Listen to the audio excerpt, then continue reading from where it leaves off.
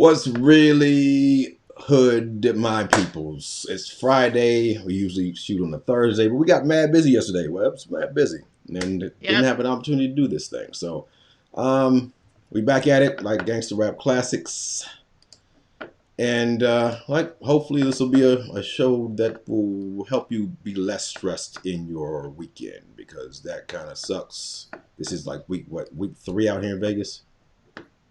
Yep. Week 3, yeah. Just finished week 3. So week 3 out in Vegas. Hopefully people are getting better at their hustle and not worse. But who knows? It seems to be people are getting a little bit more comfortable with how the workflow works, but some very interesting things are still popping up webs that are, kind of concerning, really, because you would think 3 weeks in we would kind of have approached these things a little differently. So, yeah, indeed. So let's get cracking lacking a little bit. And we're going to talk a little bit tonight about less being more. Remember our homies, even if they're 18 years old, these are still kids. And first of all, more work doesn't mean better work. And webs, like when someone says rigorous to me, that's like a curse word. So like rigorous instruction, you're like, oh, okay, cool. What you mean is you're trying to give somebody a whole bunch of work and see if they can actually do the work. And it could be low level, not attractive, meaningless work. But suddenly, because I give you a lot of it, it's rigorous. It reminds me of when you were in middle school, you probably had a math teacher who would assign like 50 problems.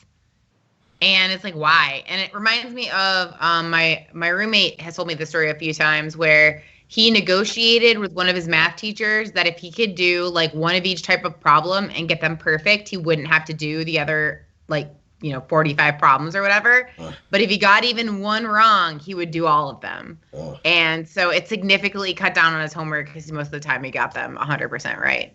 So, from the time I was in sixth grade, seventh grade, time I graduated from high school, I caught the train to school.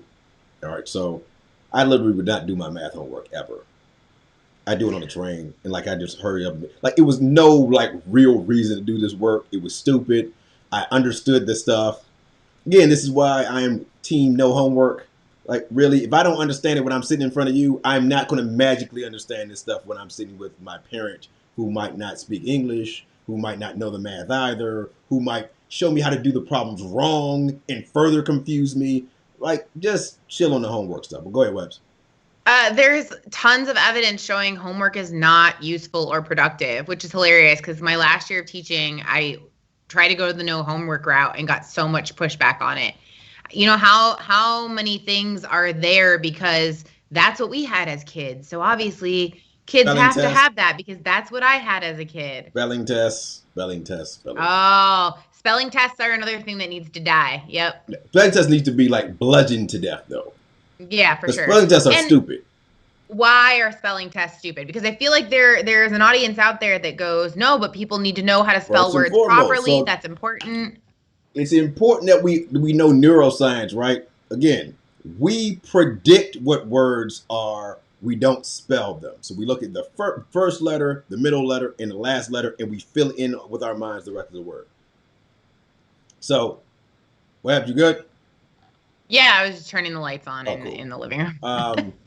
Yeah, I was just, like that's. Do I need to be exposed to words? Yes, but I need to be exposed to vocabulary, what words mean, synonyms, antonyms. I need the thesaurus is a tool that is underutilized in K-12 education. Right, that is the tool I want to be concentrating on. Not did you spell judgment correctly? Because people have misspelled judgment so many times, they've made the misspelling of the word judgment one of the ways you can spell it. So that tells you that spelling means absolutely freaking nothing. So something I found really fascinating. I've always excelled at spelling. I totally was one of those people who would correct people's grammar online at one point. Um, I've since moved away from that because grammar correction is classist, and the most important thing is that you understand someone's message.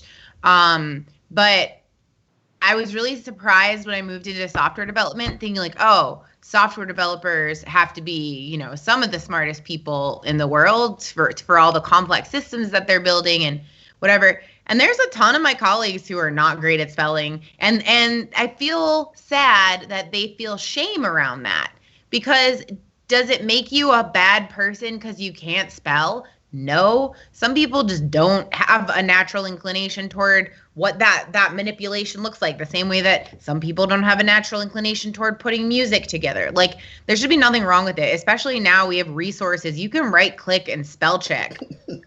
You're wasting my time. Why are we wasting time on spelling tests? You can right click and spell check. Like, absolutely. I can talk into my device, and my device is going to write what I'm saying the correct way. So, in the grand scheme of things, like, it becomes silly. It becomes really silly for us to waste time on a strategy. Give me just a second. It's Mike's turn to deal with dog issues. I'm at least in a place where I don't have to worry about tortillas getting eaten, so that's a plus. But I'm going to expand while we're waiting on the idea that grammar checking is classist. It was a conversation I was just having recently. The idea that depending on what people have access to will determine what they know about grammar and that kind of a thing. So as long as you understand someone's message, that's the most important thing, not whether they use there, or there correctly. Plus, we're all human and make mistakes. So it's my small animals unite. But I mean, Alfie Kohn, if you don't follow Alfie Kohn on Twitter, great follow on Twitter.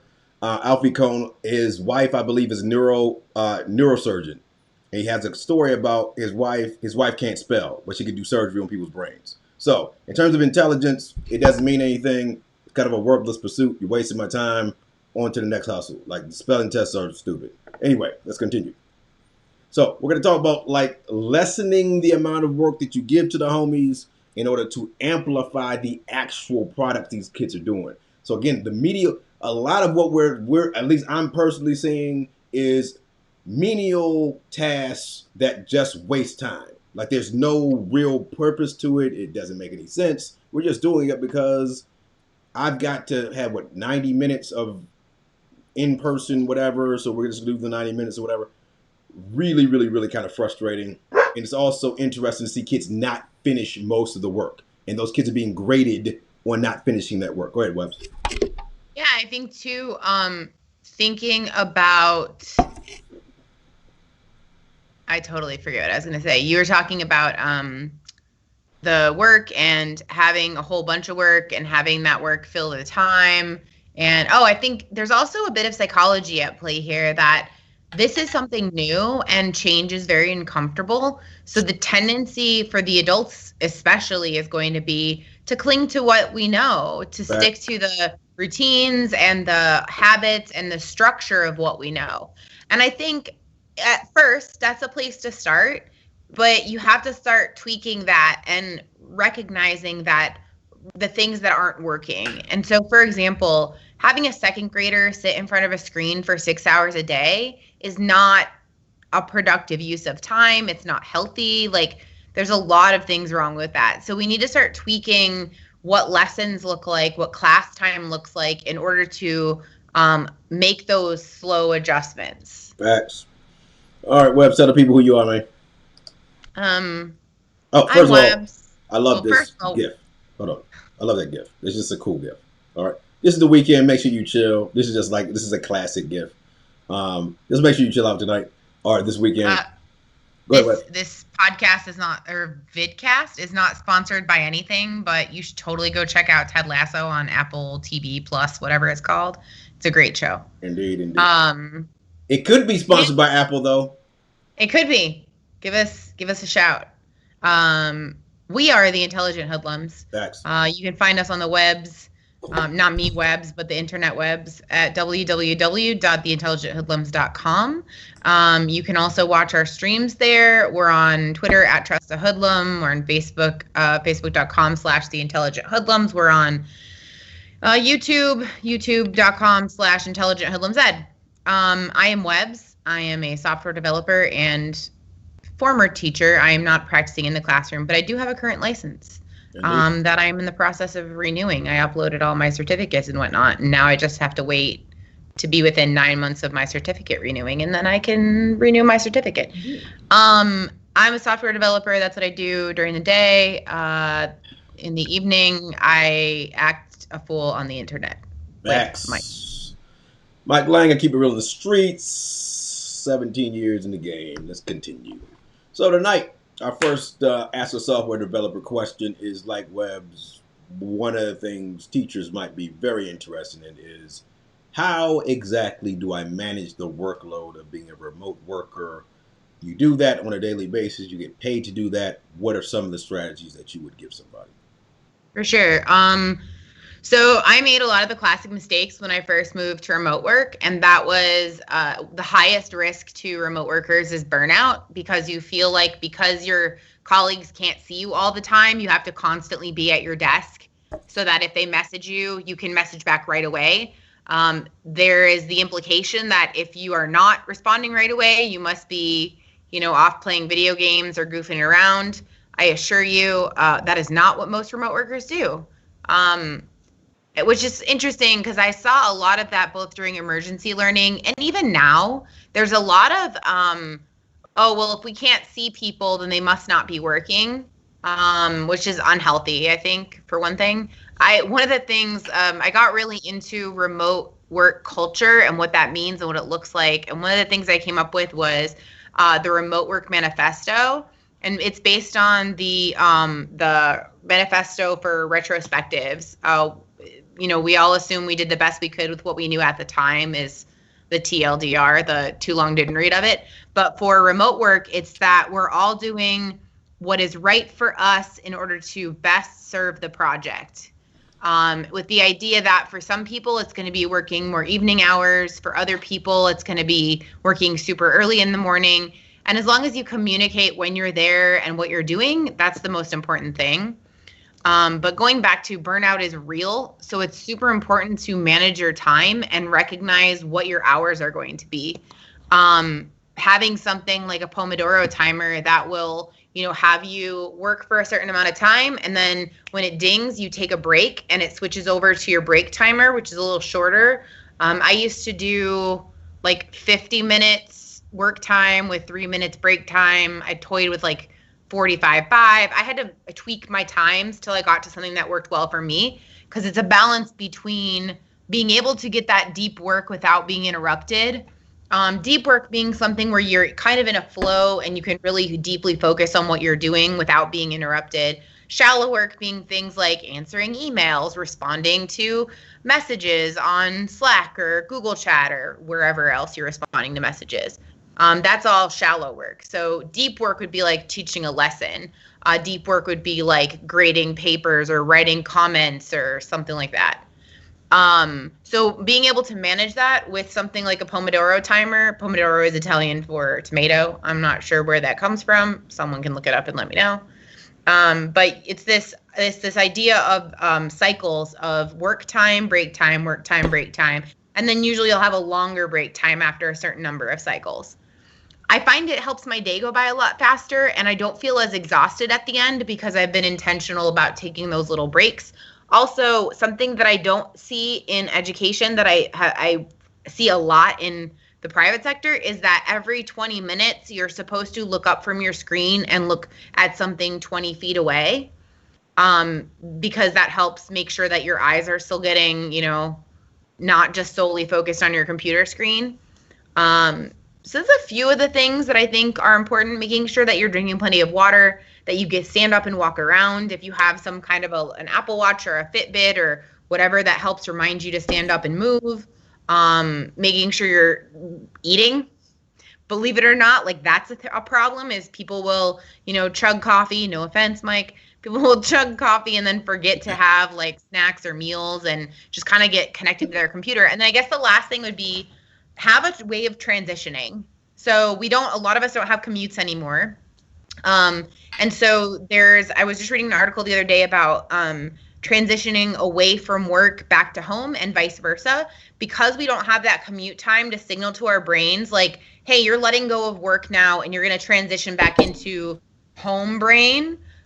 It's really hard for people to let it go. They say just one more thing, one more thing, one more thing.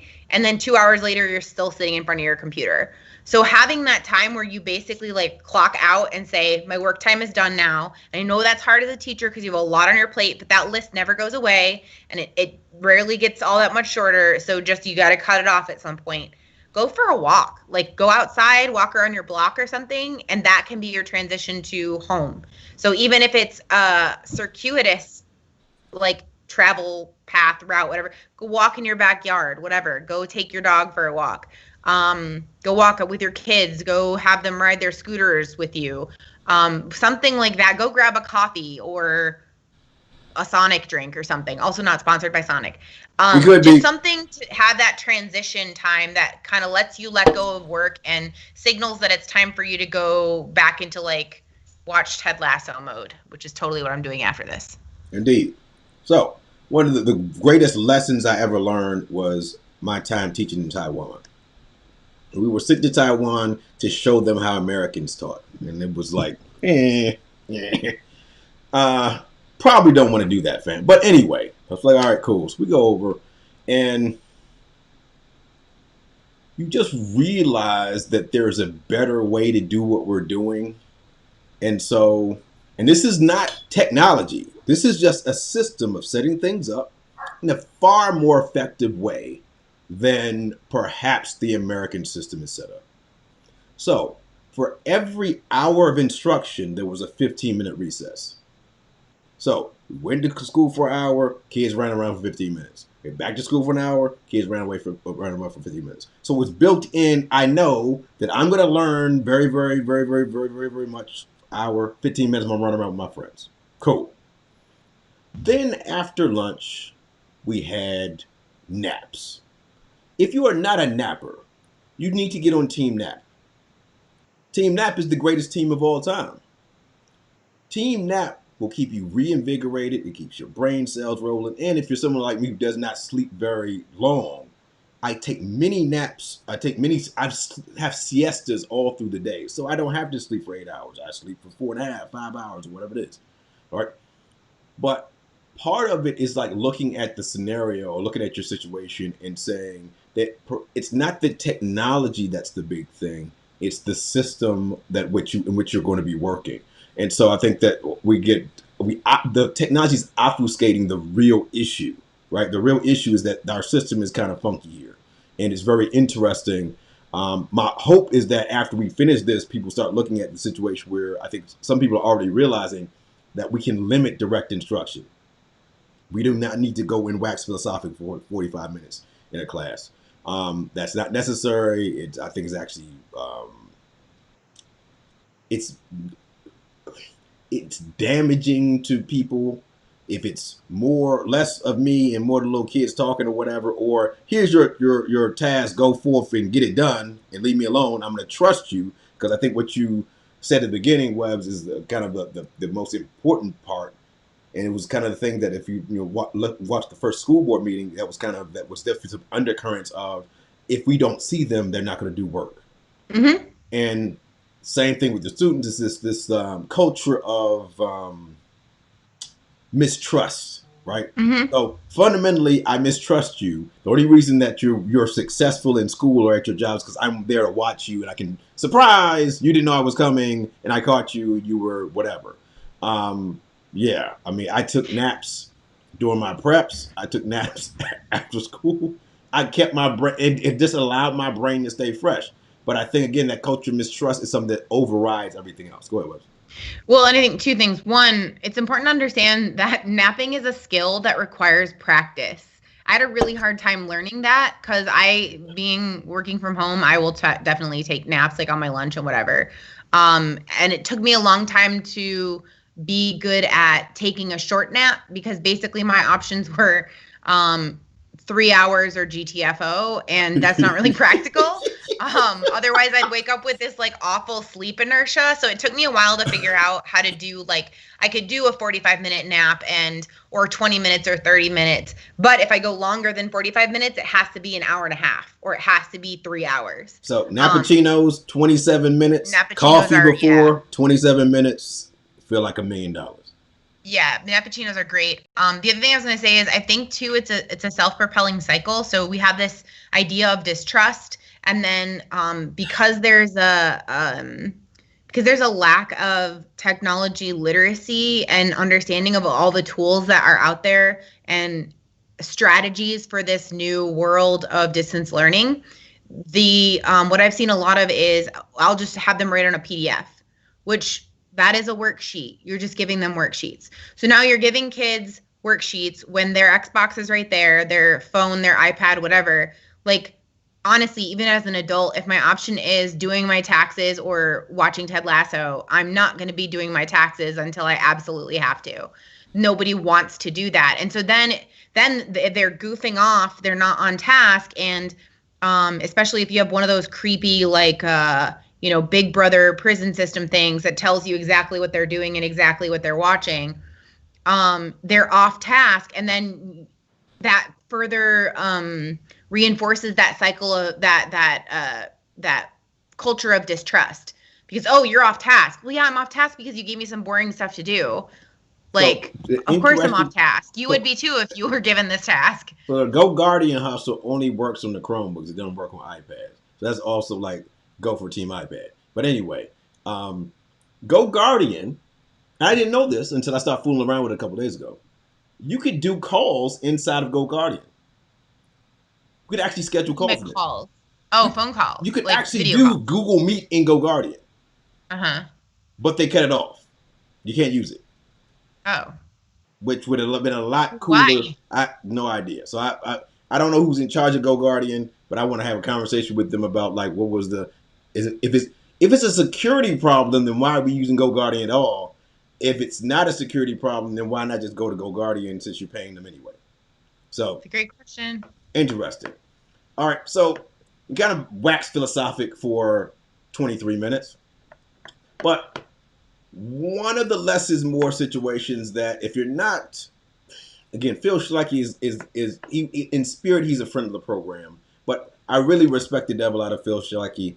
Again, he was really, really, really big in Clark County School District 10 years ago, 12 years ago. Not so much anymore. No one even like brings his name up.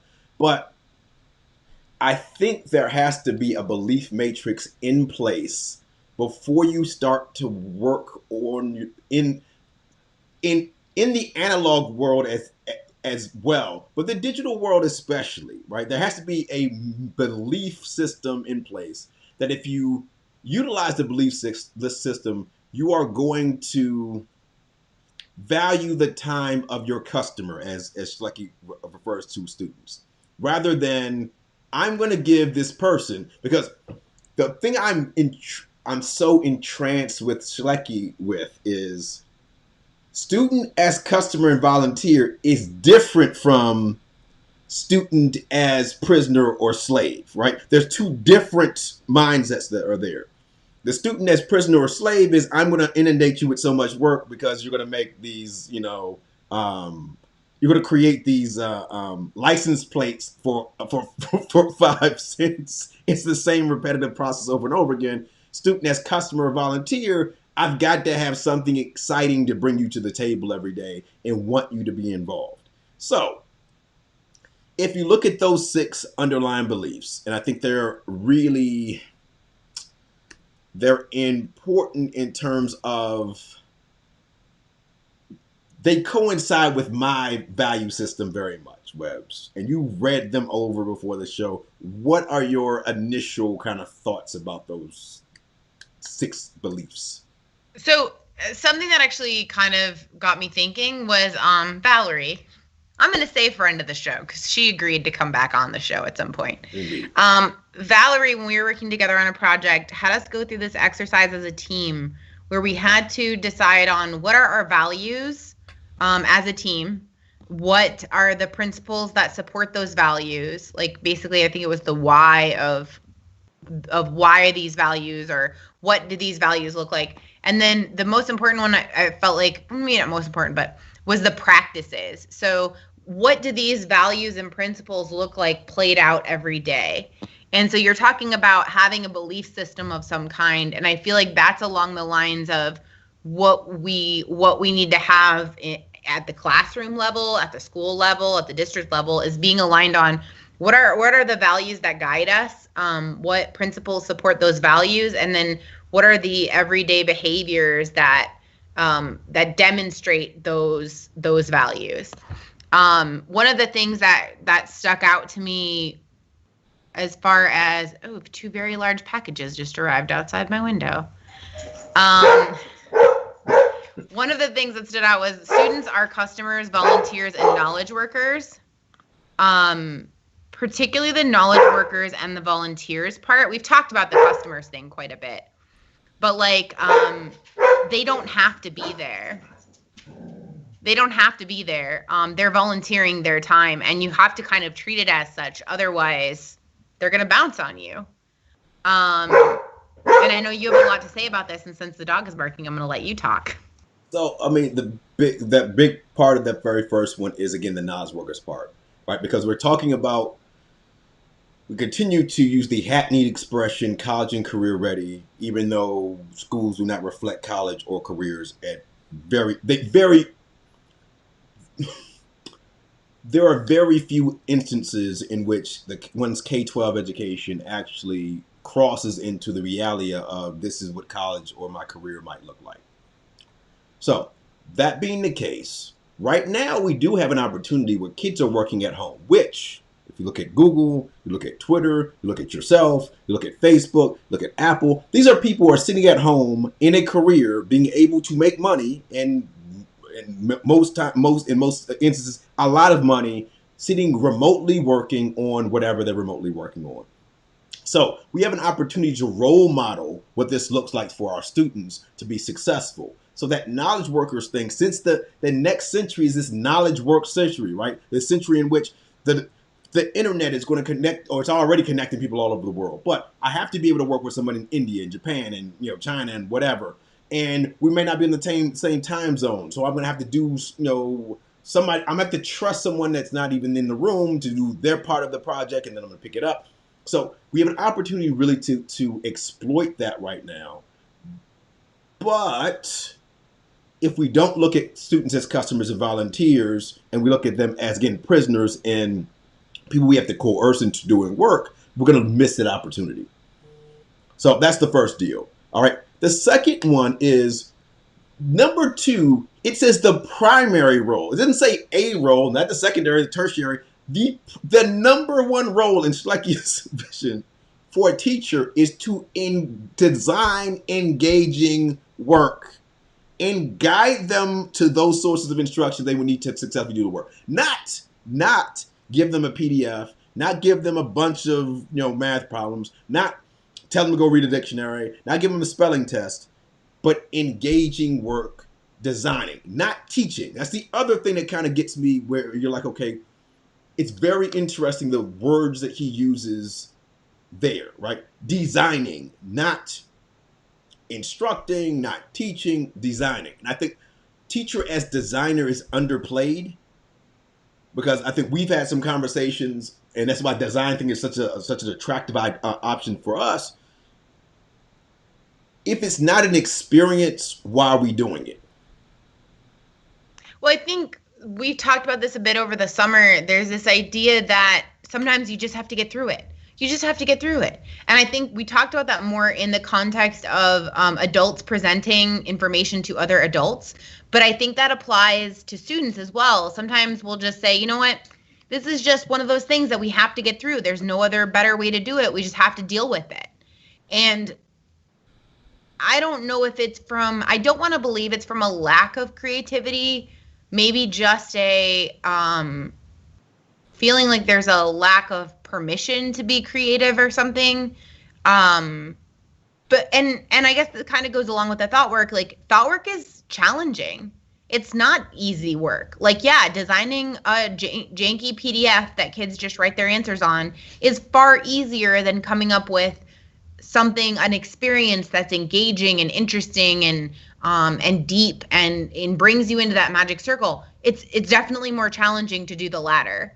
However, you see the payoffs of the latter, and there are ways to do that and be able to actually kind of cut down on the amount of work that you're doing, because you can improve upon that experience and it can spread out over a longer amount of time than your 5-second PDF worksheet. Yeah, but I also think that while that's true, I want to think that most people are multifaceted, deep individuals in terms Oh, of, totally. I think a lot of teachers shut off parts of themselves. and that to me is where that design comes into place, right? So you're at a situation in which you're like, okay, you enjoy watching home improvement programs. Great. How do we integrate the home improvement program into your lessons where that's something that's attractive to students? You are a fly fisherman. Great. How do we integrate? There's a lot of, I think part of it is people are either purposely or subconsciously divorcing themselves from who they are in order to teach. And you're like, teaching is such, I don't even refer to myself as a teacher because it's such a boring profession, right? That's a boring thing. There's nothing sexy about teaching. Teaching, everyone teaches somebody something, right? But designing, being an architect, being an inventor, those things are sexy and attractive. So how do we push that part of that facet of your personality out? Where, again, if you put a PDF into the world, there may be two kids who are just in that, hey, I just want to acquiesce to what this person is doing, and I may fill that crap out. But generally, people ain't going to be down with that. John says it's easier to blame the kids than the design. And I put out a tweet, I don't remember if it was this week or last week, that I think that unfortunately we are sacrificing students' learning experiences in order to protect adult egos. So like, yeah, it sucks. It sucks to feel behind. It sucks to feel like you don't know what's going on and to have to feel like it's your first year of teaching all over again. That all sucks. And also, just passively putting out a PDF worksheet is denying your entire class of a solid, like, important educational experience. And I think that going back to the less is more, you don't have to overhaul everything overnight. And we'll share a bunch of resources that will help you get there quickly. But you have to iterate and improve incrementally, 1% better every day. It's not like some giant lift, like move from regular worksheets to using Wiser. That's a really, fairly small step. Just take your exact same worksheet, put it in Wiser. Now, can you add maybe a discussion block at the end so they can have a conversation about whatever skill they're learning? But Webbs. Yeah. Why are we still trying to go alone? Why are we going into the wilderness by yourself? Oh, 100%, totally. Especially now that there is literally nothing. You know what I think actually some of that comes from is like, I'm responsible for my class and my grades. So why would I bother trying to work with other people? Because we have to be honest, working with other people is more challenging at times than it is easy. That's just a fact. Sometimes working with other people can be challenging. Figuring out what other people that are, you can work with is challenging. That is mentally exhausting work. So if I just don't, I can keep what I know. Everybody got at least one friend, right? Generally, you got one person that you can get along with a little bit, right? A little bit. We're not even talking about like bosom buddies. Just a little bit, right? So what would stop us? And this is what I'm continually perplexed by. Why are you teaching your students when you don't have to teach your students, right? What stops you from using YouTube, using pre-existing things, saying, you know what? I might not be the most creative person in this avenue, but I know someone who is, and their resources are free on XYZ website, and I'm going to take their stuff and rock and roll with it. And you know what I'm going to do? The kids are going to be totally embroiled in these PBL projects, these challenge-based projects or whatever. And then I'm going to go and pull small groups for the little minutia that I need to deal with, the remediation or whatever. Or like again, we've used the Edu protocols, and I'm assuming that was John. The John you were referring to is Edu protocols. That's you've got all the stuff is free for the most part, right? The little the templates of that, like literally take the Google Slides, put your crap in it, and shoot the stuff out. Like it's not a right now, and this is the Clark County School District. I've got a little. We're working with some super friends in the background to build little modules in Canvas that are just going to be cool. You're not creative, great. We are, and here's what you need to do. Take that, put in your course. You don't need. I just shared a resource that I started working on. So I took the project I've talked about a couple of times where my students create birdhouses for birds in the area, do design thinking process, etc. So I did like a prototype of the first stage of that project if students were to do it distance learning style. And I put that out to our patrons in Patreon to get feedback on it so that I can tweak it, improve it. I've shot it out to a couple of kids to test out so that I can get feedback, improve on it, and then eventually share it out to a wider audience. So that's one way. Like, yeah, you don't have to go all by yourself. Like, find some creative folks, connect with them, and either build stuff together. Maybe you can do a relationship where, hey, I'm going to create stuff. You just give me feedback and test it out. Field trips, like field trips, literally. You can go and there's tons of college professors that will go join your Google Meet and just talk to kids of Wax Philosophic. Flipgrid has the great guest mode where you can just have somebody record a video as a guest, throw that video in Flipgrid. We're going to have a field trip professor so-and-so or this cool guy that lives across the hall from me who's actually a rock drummer or this other person. We're going to have this person just record a video for 5 minutes, throw in there and have the kids respond back to the video or whatever. Like there's literally no reason to limit our creativity in this particular time and place because there are no limits right now. Go ahead, Webbs. I've offered this up on Twitter and I think maybe on here before as well. If you ever want an AMA from a software developer, hit me up on Twitter at Weber's Words, WEBERS. It looks like Weber Swords, WORDS. Or, post a comment on one of our videos, whatever. I'll do a 15, 20-minute, 30-minute AMA as, ask me anything as a software developer. I'm happy to talk about that. Absolute facts. So, I mean, again, she just offered the situation. There's nothing from combining people's classes. If you're in CCSD, you have the in-house streaming option in Google Meet. Just shoot that stream out to whoever and let people watch the magic happen. So there's tons of different things there.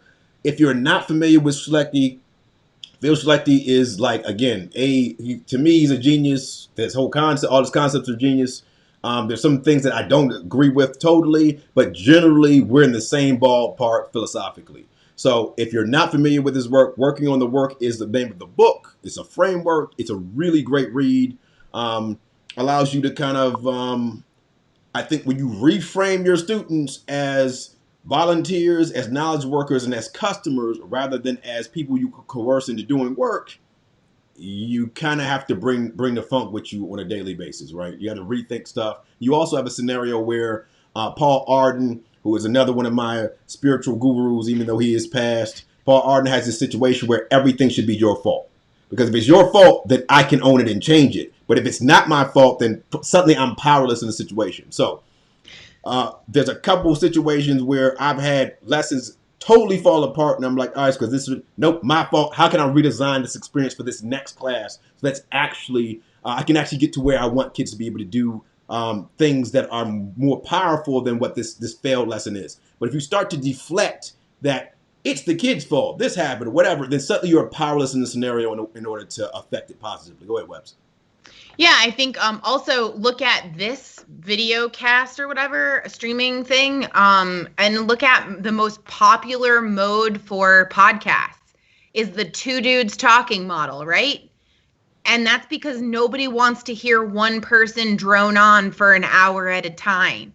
You want to hear conversation between people. You want to participate. You want to engage. When we do these streamings, like people post comments because they have questions to ask. They want to be involved. They do back channel conversations. It works the same way in meetings for me at work every day. Like there is back channel conversation.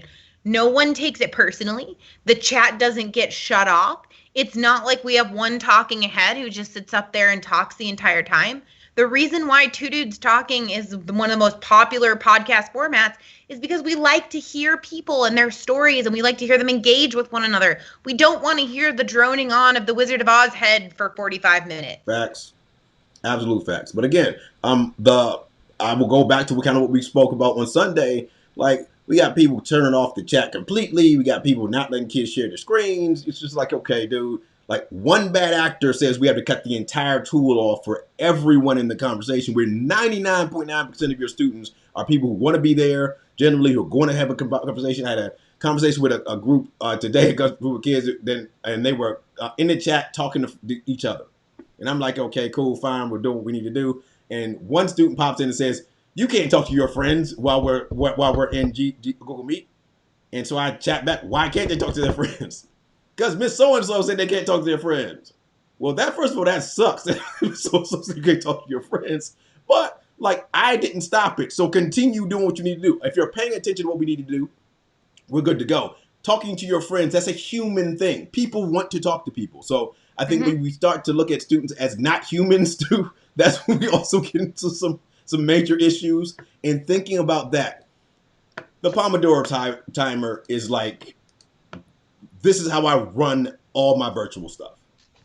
And Pomo Focus I like because I can log in. If you notice my little face there, I can log in with Google.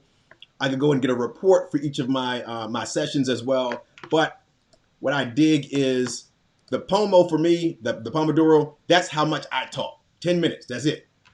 After that, they get a 5-minute bio break, and that 35 minutes, and they never see the 35 minutes, is their work time by themselves.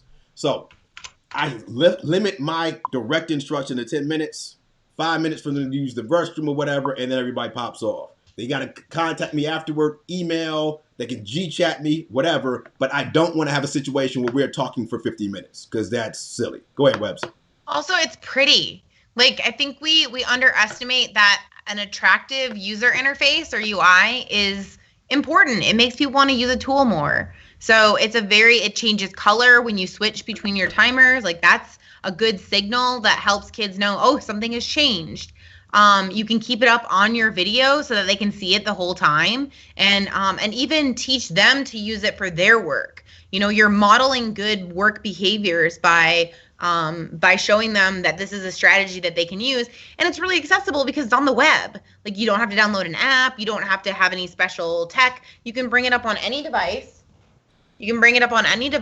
And they can use it for themselves.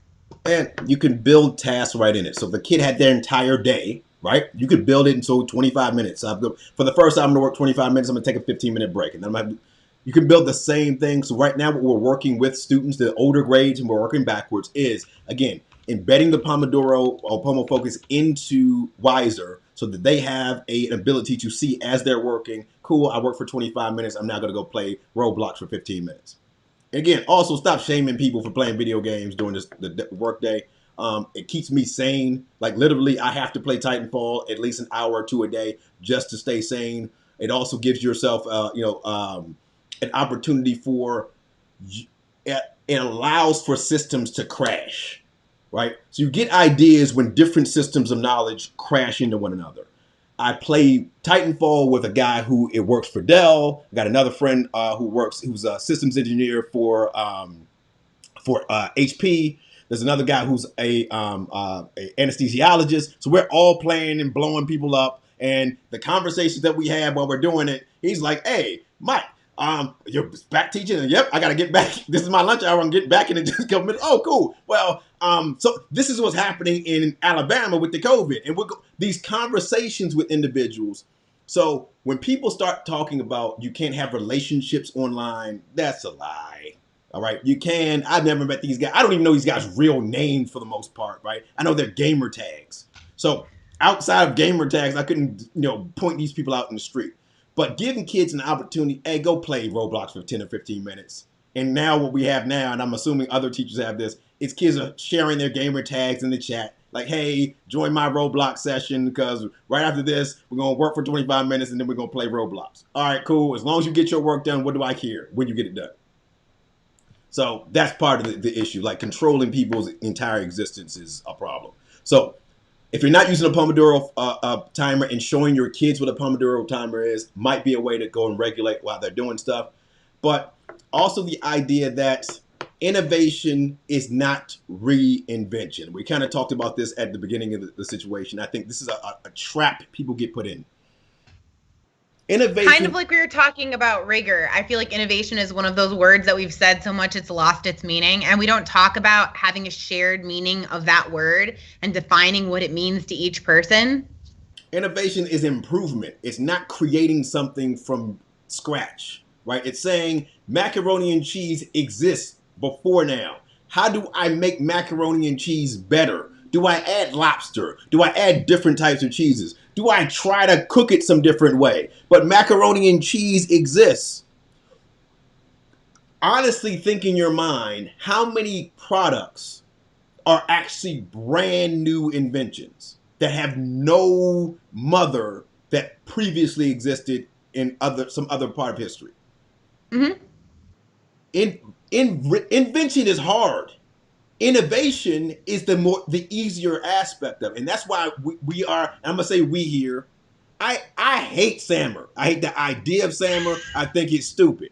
Now, shout out to Ruben Portadora. I think it was cool. You got your name on a plaque somewhere, whatever, but it's a stupid situation to me, right? And it also confuses teachers to start to think there's some kind of hierarchy to technology integration, which there is not.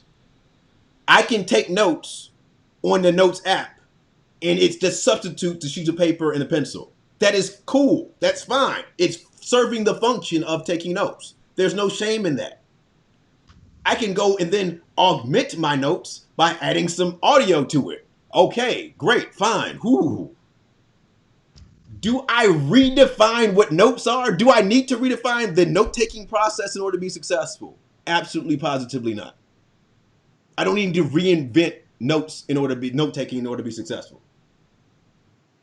So the fork exists. I can eat spaghetti with the fork. Do I need to create a new invention to eat spaghetti? No, I don't, because the fork exists. Can I? Go ahead, Babs. Oh, no, I was just going to say, I totally agree with what you're saying. I think that it was a good stepping point. It was a good starting point to be able to identify those things. I think it got warped a bit into that it was a hierarchy of things. I could see where it offers a reflection point to say, hey, could I do better? Does it make sense? Or not better. Could I go to a different level with this? And does it make sense to go to a different level with this? Because I agree with you. Redefining the fork is not necessary. Redefining baggage claim might be. But like taking notes is an efficient process. Sometimes redefinition of an activity or of a task or something just makes it more convoluted and complex than it really needs to be for what you're trying to accomplish. It's that would be what we call over-engineering in the business. Or I have a situation in which if you looked at problem solution, then I'm naturally going to go to that place where I might innovate, right? Rather than saying, SAMR is this thing that doesn't exist in actual learning, right? We're talking about technology hierarchy. We're not talking about a process is going to lead me from, I have a problem. How do we go and engineer a solution to this problem? Because then you might end up at a redefinition or a augmentation, or just, it's going to lead itself there naturally, rather than creating this hierarchy that exists outside of the actual natural process of me trying to find out the solution to this problem. It's like focusing more on the tool than on the task. Absolutely. So going back to the Sullivan method, thinking about, okay, what is the function of what I'm trying to do? That has to come first. Then you can talk about form and aesthetic later on once you kind of know what your solution is going to be. So actually, it works the same in software development. So we come up with a dirty solution that may not be pretty. It may not be the most efficient. It may not be the most elegant, but it works end to end. And then we go back and refactor to say, okay, how can we make this more efficient? How can we make this more elegant? Does it make sense to make these changes, et cetera? Exactly. So it's like the commercial with the idea, right? When the idea is all dirty and ugly, like a monster, and then he grows into the peacock looking thing or whatever it is. But the a lot of people are recreating stuff that already exists on the web, right? It's stuff that's already out there. So PBS Learning Media already has tons of all kind of stuff that you can just steal and utilize in your classroom. It goes to Google Classroom. It can be linked to your Canvas. It's already, already there. And you're talking about for stuff for your bigs, for your littles. All that wonderful stuff already exists for free 99. I don't need to go and remake it. OER. So all the OER common situations. So OER has tons of just free, just digital open educational resources that you just steal from and rock and roll with. So if you're not OERcommons.org, it's a great place to just take stuff from without having to worry about cruising the internet to find stuff. If you're an art teacher, if you're a reading teacher, if you're a music teacher, whatever, all the stuff is there. Common Lit, if you're just looking for really dope resources, you don't want to pay for it. It's reading type stuff. Common Lit is dope. I believe it's a third through 12th grade. It's not going to deal with your littles a lot, but I like this very much because of say I'm looking at the Great Depression situation. It will read it aloud to you. It would also translate stuff for you. Kids have the opportunity to highlight things in there. So it's like Actively Learn, but it's totally free, which I really dig. You can also bring into sync your Google Classrooms, so they go directly inside here as well. You can ask questions inside here. They have some questions that are already built inside of each of these things. It gives you the Lexile level for your deal here as well. Totally cool stuff, and it doesn't cost you a thing. Find related media, so if there's anything that pops up on YouTube, you have the crash course stuff here. So you can really build a dynamic lesson just by taking 10 minutes, looking at your standards and throwing your stuff in there, right? That's going to be a lot more engaging than a PDF because, like, again, at this point, I despise PDFs unless they are going to, you're sending me a contract or something. I need to sign something in terms of just you want me to actually act it. Let me not say that.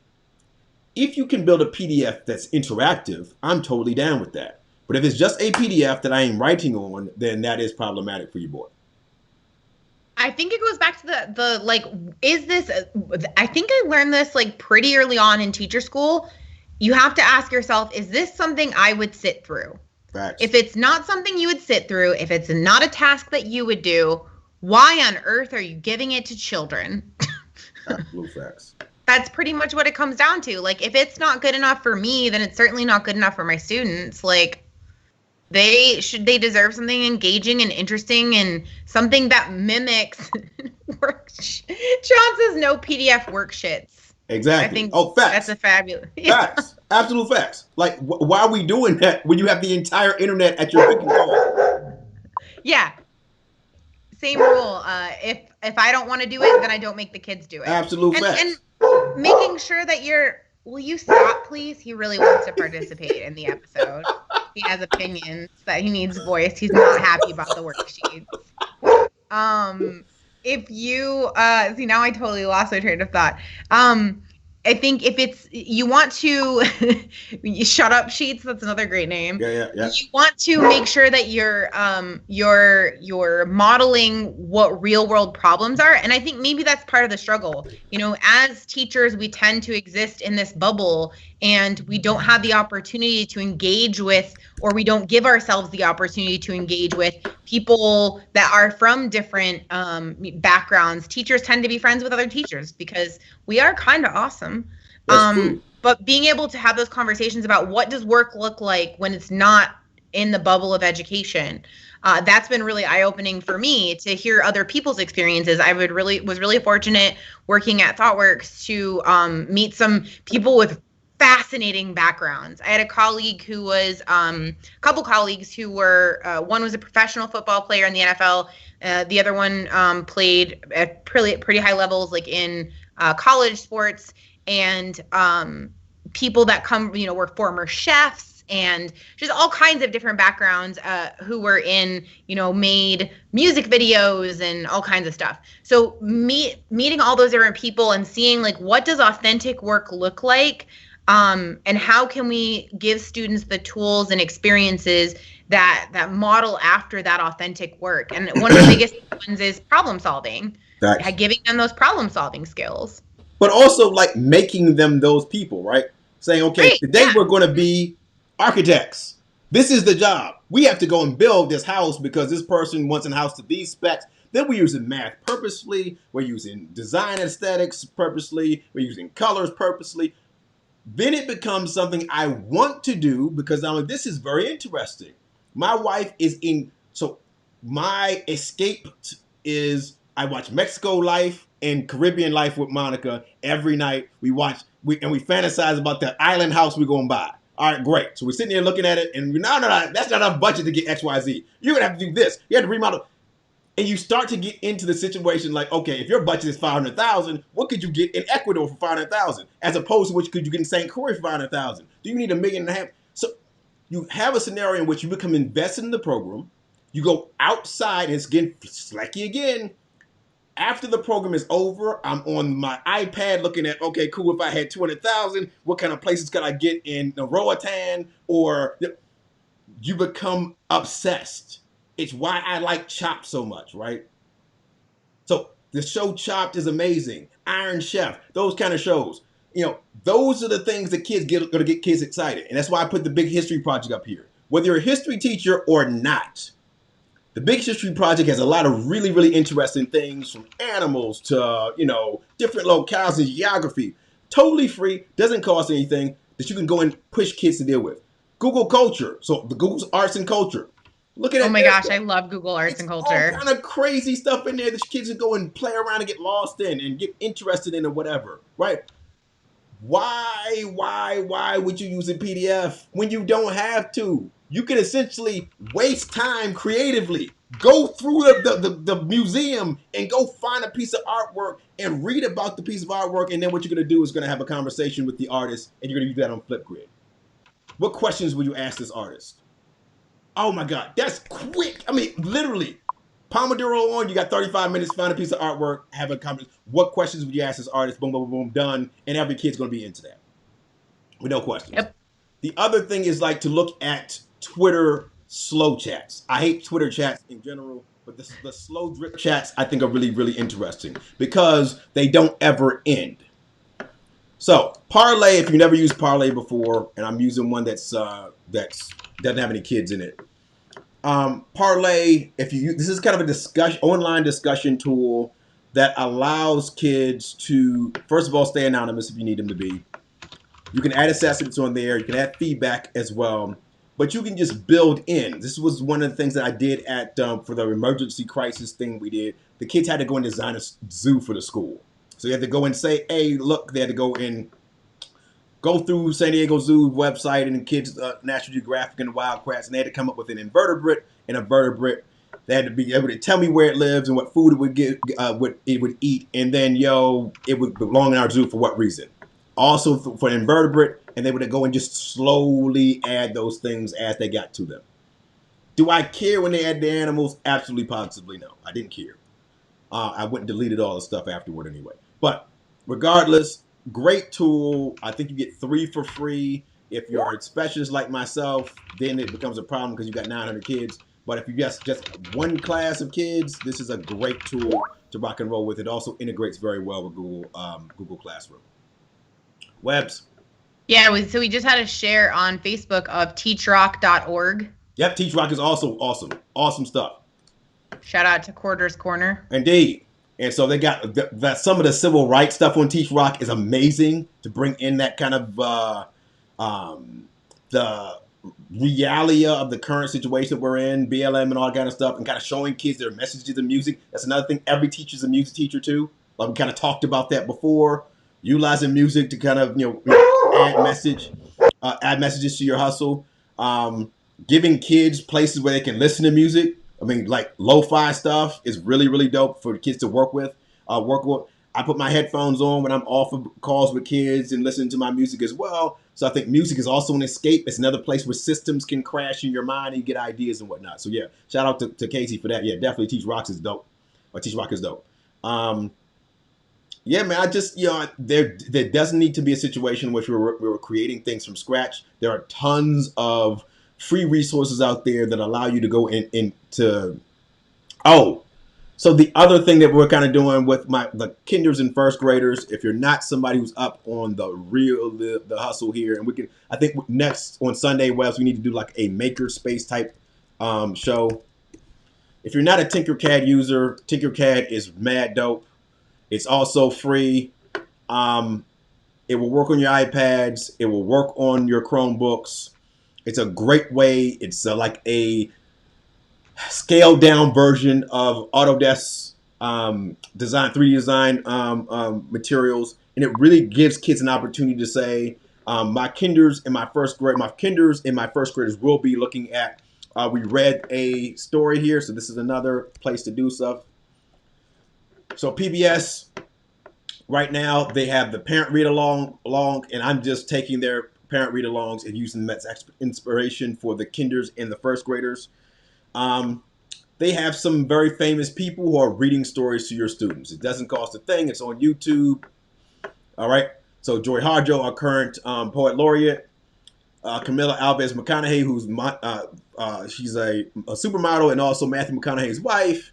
Victoria Khan, I have no idea who that lady is, but one of my favorite people, Carla Hall, is reading My Rainy Day Rocket Ship. And it's about a kid who's stuck indoors, which is very apropos for what our kids are, stuck indoors because it's raining outside. He decides to become an astronaut. So that's what my kindergartners are working on space as their first unit. We're going to build rocket ships. So PBS Learning Media has Ready Jet Go, in which you can kind of prototype a rocket ship. But why not also build a rocket ship in Tinkercad? It's totally free. You can kind of move shapes around and things like that. It doesn't matter how successful the kids are, but we want to get them the experience of being an engineer and having to build an actual rocket ship to whatever specifications decide to do it, and then share that rocket ship with us.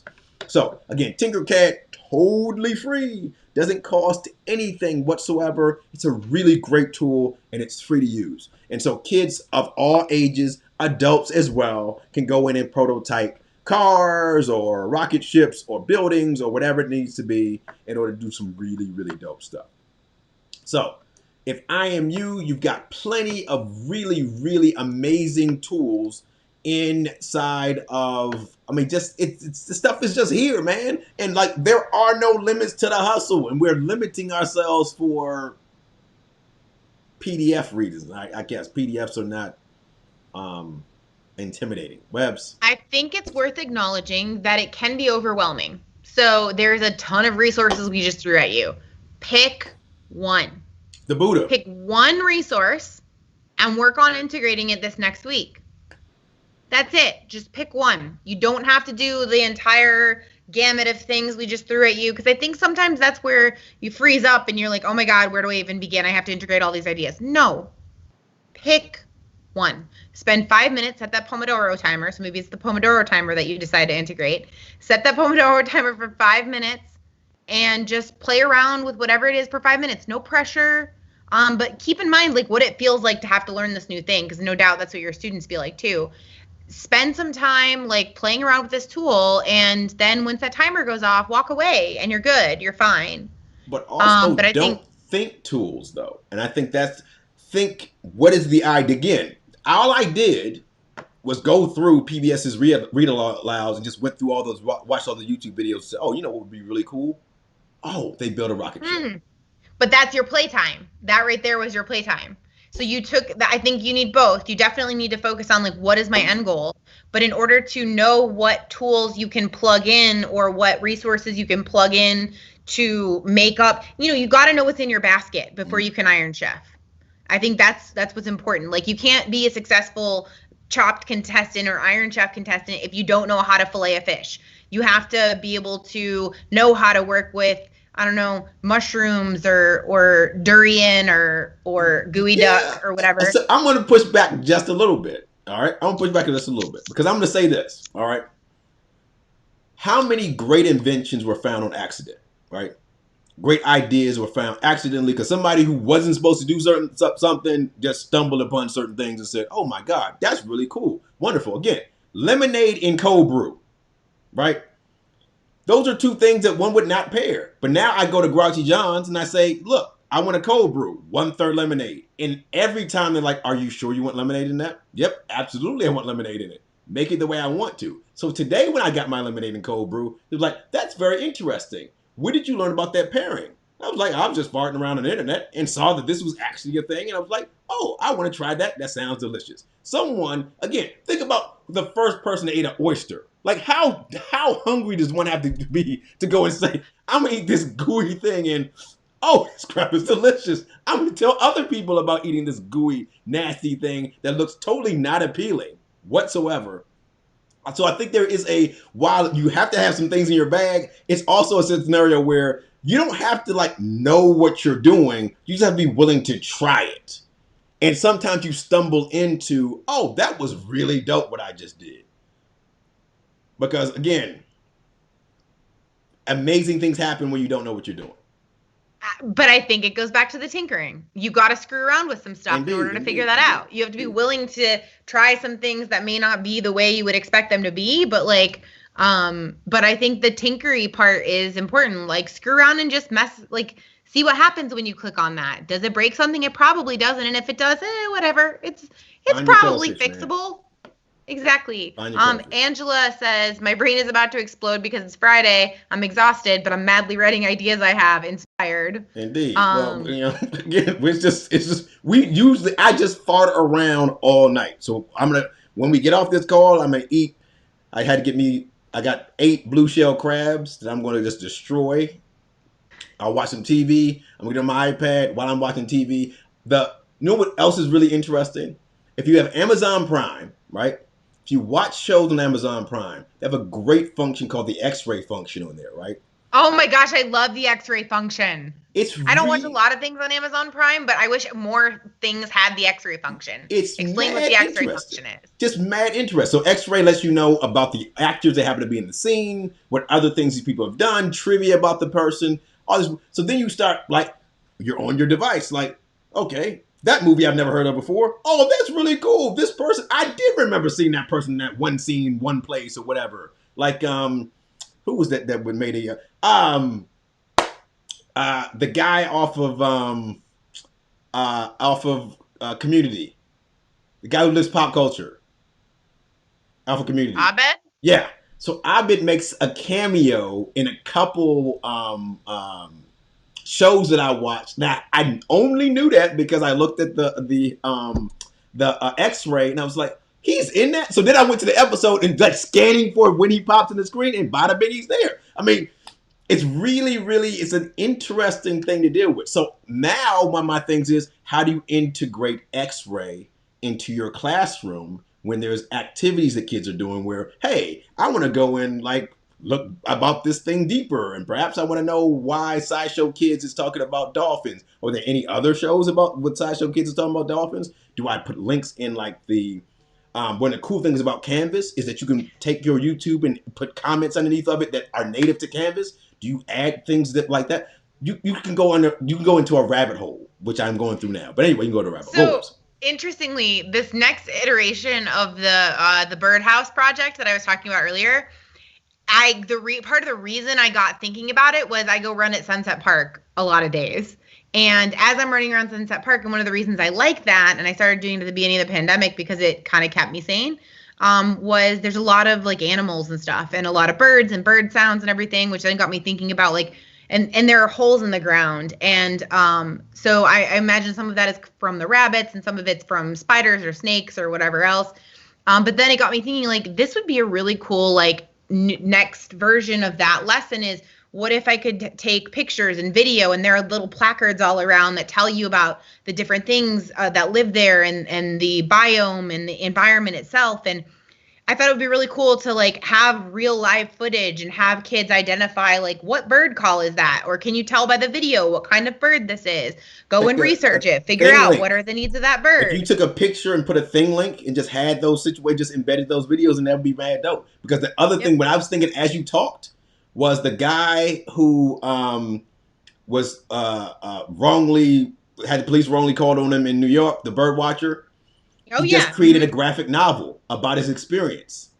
And I'm like, cool, that's really dope. Where you bring the graphic novel into your classroom, talks about that. Then you have, again, a lot of kids that are black and brown don't do bird watching. That's not a black and brown person thing. Well, perhaps you can encourage those students to go take an opportunity to go and look in their neighborhoods and see what kind of birds are in my neighborhood. Perhaps this is something I get into, right? So that's mad dope. I think that's something that you definitely should do. That's a pretty dope idea.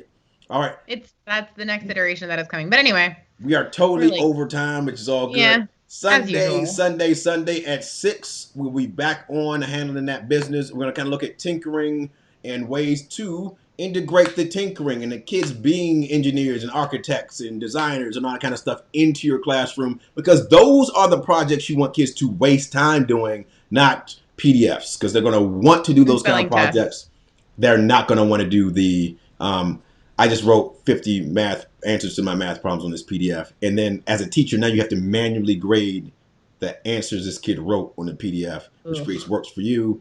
That's not really the hustle. So I feel like boring assignments suck your joy too, whether you realize it or not. Absolute facts. They're easy until they're not easy when you have to go through. Until you're slogging through, number 14 for the 30th time. Absolute facts.